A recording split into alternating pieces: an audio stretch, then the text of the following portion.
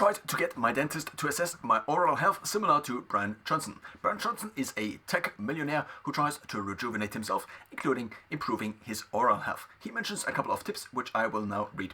First of all, he says, ask your dentist. Ask your dentist. With anything with Blueprint, it's important to understand your baseline. Ask your dentist to evaluate attachment loss, the loss of supportive tissue around teeth. Poor attachment can lead to tooth loss if severe. Pocket depth measures from the top of the gum line to the bottom of the pocket where the gum attaches to the tooth. Healthy gums have a pocket depth of 1 to 3 millimeters. 3 years ago, Brian Johnson, had several pockets that were 5 millimeters deep. Plaque index measures the thickness of dental plaque on the tooth's surface. My dentist stained my mouth with a solution that reveals the plaque. She then assigned numbers to the various levels of plaque and on what parts of the teeth.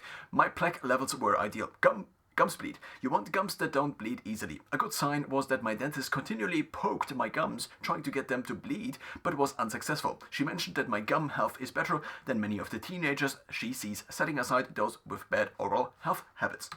He then mentions his oral health protocol, which I will not go into. I, similarly to Brian Johnson, also have bruxism, which is basically the grinding of the teeth. So basically, during the night, if one is unconscious, the two parts of the upper palate as well as the lower palate basically go together.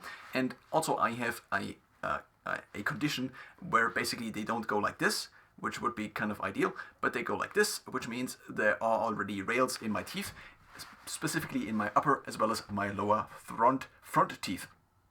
Brian additionally mentions a couple of points in basically his improvement. So, after 3 years on Blueprint, my dentist reports you have the gums of a healthy teenager. My plaque index is 24.4%, which is ideal. I solved the destructive bruxism, the bruxism I dealt with for 20 years. My gingival and calculus index, so two new things which were not mentioned before, was 0, or were 0, the lowest possible and equal to an 18-year-old. And I've reduced my attachment loss by 41%.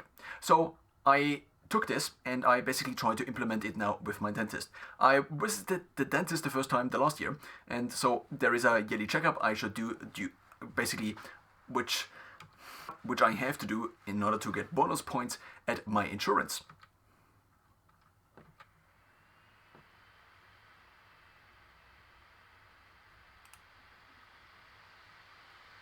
So you might have wondered why the video just paused. It's because my notebook couldn't process enough.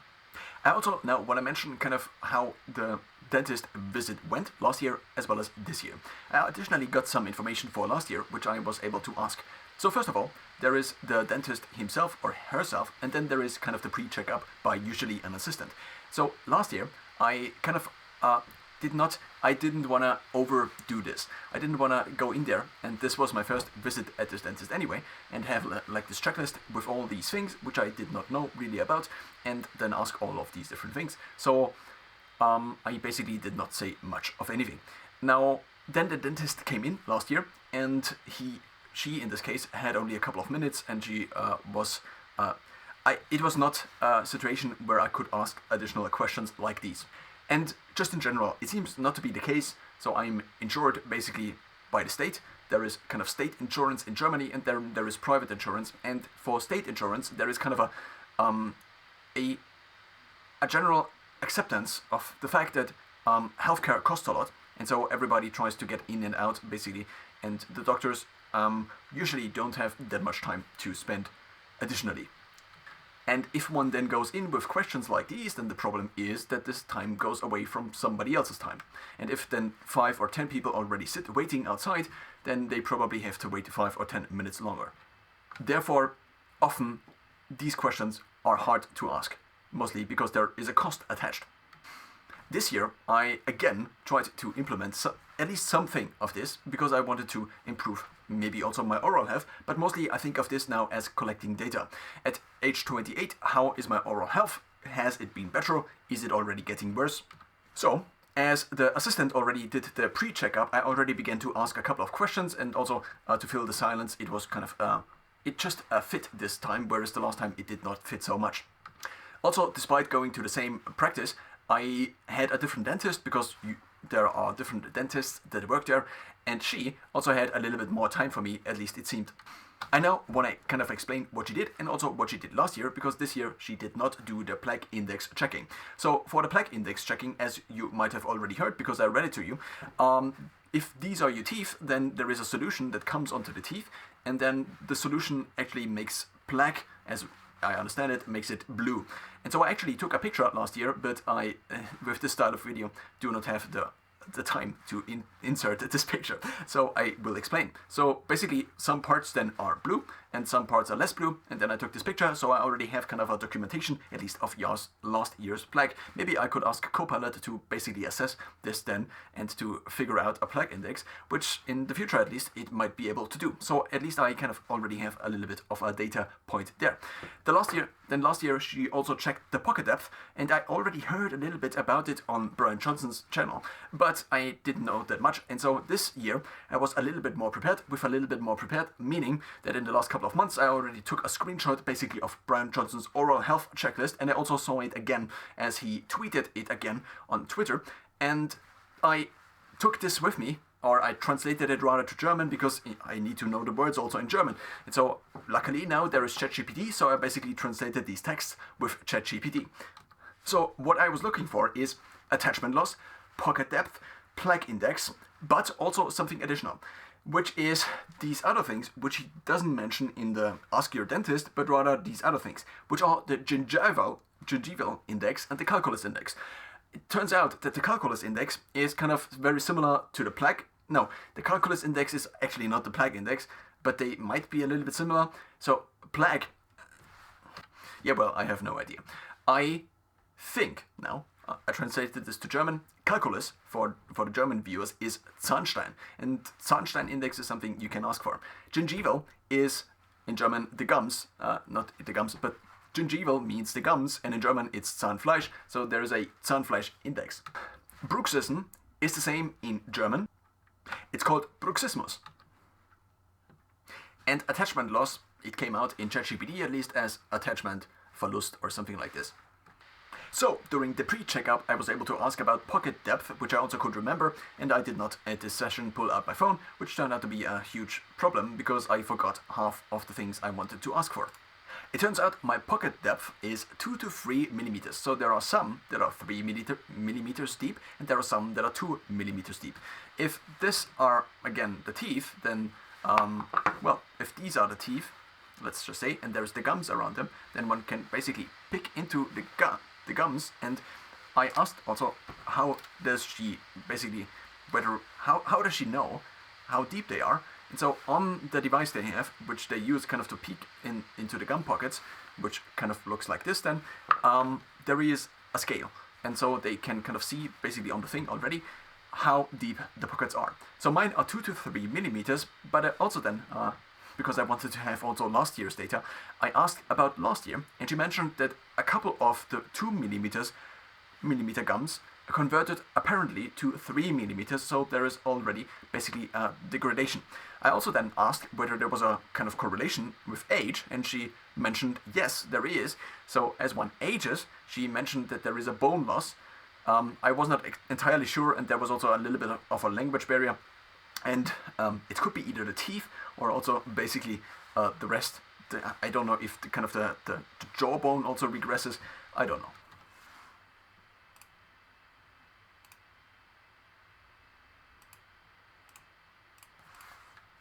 Then I asked about the gums bleeding because she mentioned it also before. So the issue with me, with my teeth, is the following. So first of all, she mentioned that usually there is the upper palate as well as the lower palate, and they are divided into 6 parts. So one could call them maybe sextants instead of quadrants or something like this. So if I have basically this as my teeth, then there are basically the lower front, then there is the lower right, the lower left, and then the same on the upper palate. And so, because I have a retainer, because I had what is it called? Braces. Because I had braces as a teenager, I do have a retainer basically in the lower bottom of my teeth, which means I cannot use this here in order to get through the teeth on the lower bottom area, basically in this sextant. And for this reason, apparently, because there is also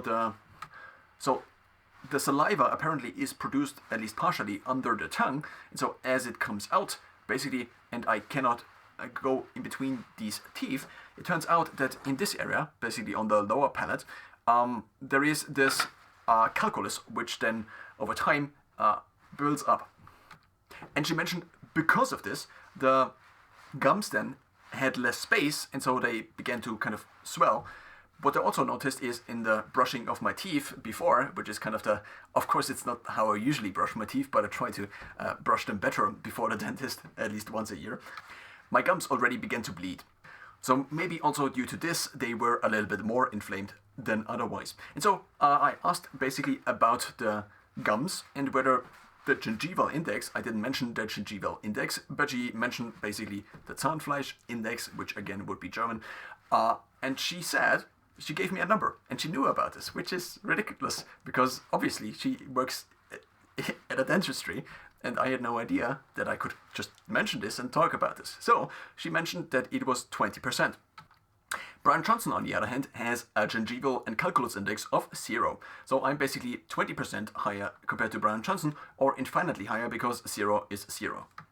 In terms of bruxism, I had actually 2 bruxism splints made in total. So the first one was at another dentist, and then I, at this dentist, had again made one, mostly because the other one felt every time I put it in like it constrained my lower palate. Which it still does. For this reason, I often wear bleaching splints like this. And I also have experienced some things which could also relate to bruxism.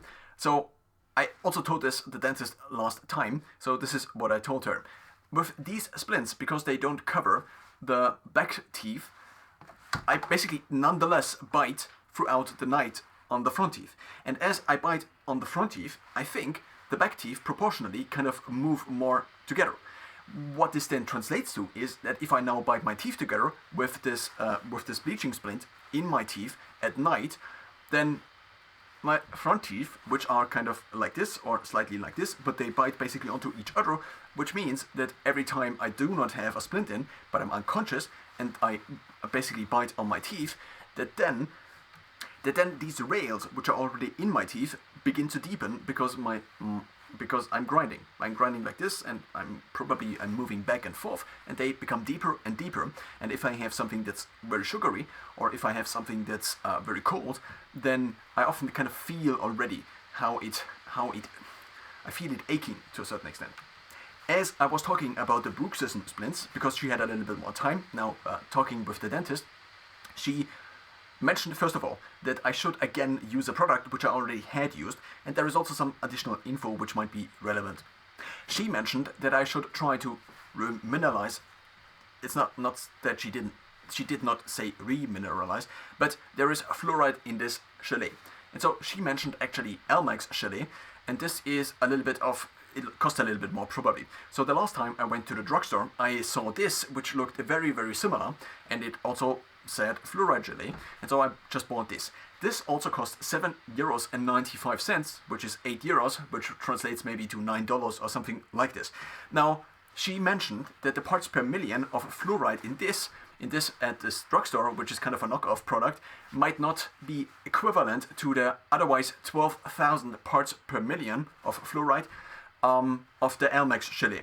And this now is something that should be consumed. So once a week one brushes this onto the teeth and then lets it, and after 2 to 3 minutes one should again wash it off. Now I did this already for the last couple of years, sometimes more, sometimes less. And it seems to work to a certain extent at least. So I, for example, a couple of weeks ago bleached my teeth a little bit down again, and then I used this afterwards, and this seemed to kind of take off the edge of the otherwise already kind of hurting things. And as I mentioned, the bleaching splints, she also said that this then, the bleaching could also work basically against the otherwise, so it could impact basically positively the problem of my teeth aging, and also the bruxism thing where my teeth basically become more and more ground down by bruxism, but also maybe by other factors such as bleaching. The bleaching portion. Now, of course, this is a little bit, to a certain extent at least, something that is related to appearance and so on and so forth, but teeth nonetheless are anyway, one could say. So, as I grew up and eventually my milk teeth got replaced by my adult teeth, I began to notice that they were quite yellowish. And this was something that kind of, to to a certain extent at least, I think held me from smiling.